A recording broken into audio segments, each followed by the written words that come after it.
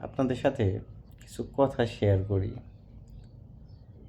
আজকে ১০-১৫ বছর পরে এসে কেন এই কথাগুলো আসলে আমারকে এতটা ভাবাইতেছে, মানে কেন মনে পড়তেছে সেই কথাগুলো আপনাদেরকে শেয়ার করি।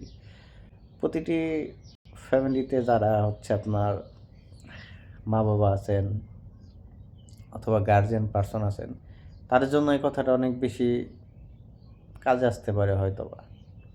আমি আমার কথা বলি, আমার নানা যখন বেঁচে ছিল, আমার প্রায় অনেক ১৫ বছর হবেই মিনিমাম। তো তখন আমরা নানার বাড়িতে ভক্ত ছিলাম বেশি। মানে ছোট থেকে দেখতাম যে মানে বড় হয়েছি নানার বাড়িতে। তো নানার বাড়ির প্রতি একটা অন্যরকম একটা আকর্ষণ ছিল। আমাদের যতগুলা খালাতো ভাই বেরাদার ছিলাম আমরা, খালাতো বোন ছিলাম, সবাই নানার বাড়িতে একটু আকর্ষণ বেশি ছিল। তো ঈদ আসলে দেখতাম আমরা সবাই হচ্ছে নানার বাড়িতে ভিড় জমাইতাম। মানে অন্যরকম একটা ঈদের আমেজ তৈরি হইতো। এছাড়াও কিন্তু আমার সবই আছে। নানার বাড়ি আছে, দাদার বাড়ি আছে, দাদি আছে। যেহেতু আমার আপন দাদি নাই, আমার আপন দাদা অনেক আগে মারা গেছে এবং আমার দাদা অনেক আগে মারা গেছে।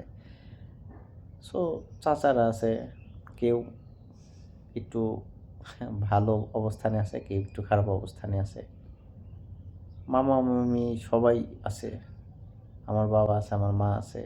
মানে টোটালি সবাই আছে। ঈদ আসলে কি হইতো, আমার নানার বাড়িতে সবাই ভিড় জমাইতাম।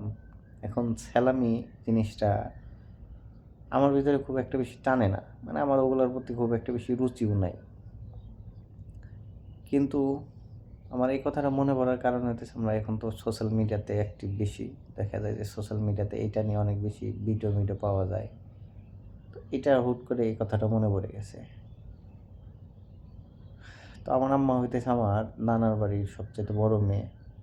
এখন তার ছোট যেটা আছে সেটা হইতেছে আমার মেজো খালা। তাদের অবস্থানটা আবার একটু ভালো। মানে তাদের অবস্থান ভালো বলতে অনেক ভালোই। আমাদের চাইতে অনেক ভালো। তারা ভালো একটা ব্যবসা করে, টাকা পয়সা আছে। মানে সব দিক থেকে মোটামুটি তারা একটা ভালো পজিশনে আছে।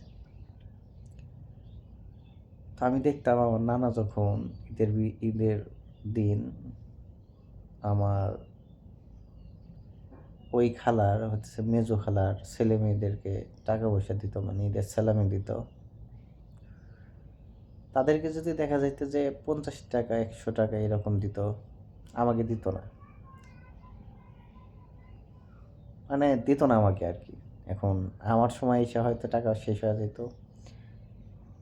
এরকম কিছু একটা বলতো, খুচরা থাকতো না, অথবা মানে কোনো কিছু না বলে দিতই না। আবার যদিও বা দিত, তাহলে হচ্ছে ওদেরকে ১০০ টাকা দিলে আমাকে ২০ টাকা ১০ টাকা ৩০ টাকা এরকমভাবে দিত। তো আসলে আমার ওই স্যালামি টেলামি ঈদের ভিতরে এগুলোর প্রতি আমার খুব বেশি একটা আকর্ষণ নাই। মানে একেবারেই ছিল না, এখনও নাই যে আমাকে কেউ কিছু দেবে এরকম মানে ইনটেনশন নাই। মানে আমার আসলে এসব কিছু থাকার পরেও আসলে কোনো কিছু নাই। তার কারণ হইতেছে আমার পরিবার, আমার বাবা-মার অবস্থান ভালো না। সেদিক থেকে ছোট থেকে দেখে আসতেছি সবার কাছে আসলে খুব বেশি যে একটা গুরুত্বপূর্ণ পার্সন আমাদের ফ্যামিলি অথবা আমাদের পরিবারের কেউ একজন, সেটা না। সেদিক থেকে একটা আসলে অভ্যাসে পরিণত হয়ে গেছে। বাট যখন দেখতাম যে আমার নানা এরকমভাবে দিত, একটু মন খারাপ হইতো। বাট খুব একটা বেশি মনে হয় নাই। কিন্তু আজকে ১০-১৫ বছর পরে এসে কেন ওই কথাটা এখন মনে পড়তেছে অনেক বেশি। আমি শুরুতেই বলছি যে আপনারা যারা হচ্ছে ফ্যামিলি পারসন আছেন, যারা বাবা-মা হইছেন, যাদের আপনারা হচ্ছে ফ্যামিলির একটা গুরুত্বপূর্ণ মানুষ আছেন, তাদের জন্য এই ভিডিওটা। এই কারণেই দেখেন আপনার ছেলেমেয়েরা কোথায় কী করতেছে, কাদের কাছ থেকে কীরকম ব্যবহার আসলে ডিজার্ভ করতেছে, কাদের কাছ থেকে কীরকম ব্যবহারের সম্মুখীন হইতেছে, এই জিনিসগুলো আপনারা একটু অ্যানালাইসিস করবেন, একটু দেখবেন কোথায় কীভাবে আপনার ছেলে আসলে কার কাছ থেকে কতটুকু কষ্ট পাইতেছে, কি না পাইতেছে, কোথায় যেয়ে কি হচ্ছে না হচ্ছে, এগুলো একটু খেয়াল রাখবেন। কারণ ওই জিনিসগুলা একটা সময় পর আপনার ছেলে মেয়েদেরকে অনেক বেশি ভাবাবে, অনেক বেশি কষ্ট দিবে মনে, যে বাবা মায়ের আসলে অবস্থান থাকাটা কত বেশি গুরুত্বপূর্ণ। বাবা মায়ের অবস্থান না থাকলে আসলে তাদের ছেলে মেয়ে, পরিবারের আত্মীয় স্বজনদের কাছ থেকে যতটা অবহেলিত থাকে, এই জিনিসগুলো যখন আপনার ছেলে মেয়ে ছোটো থাকবে তখন বুঝতে পারবে না। আর আপনার ছেলে মেয়ে যখন বয়সে একটু বাড়ি হয়ে যাবে, তখন ওই জিনিসগুলো আসলে মাথার ভিতরে অনেক বেশি ক্যাচ করবে।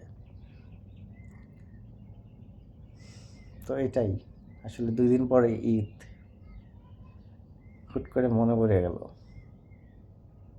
আমার নানা পৃথিবীতে নাই। আমার নানা মারা গেছে অনেক আগেই। উনি অনেক ভালো মানুষ ছিল। আমার নানার জন্য সবাই দোয়া করবেন।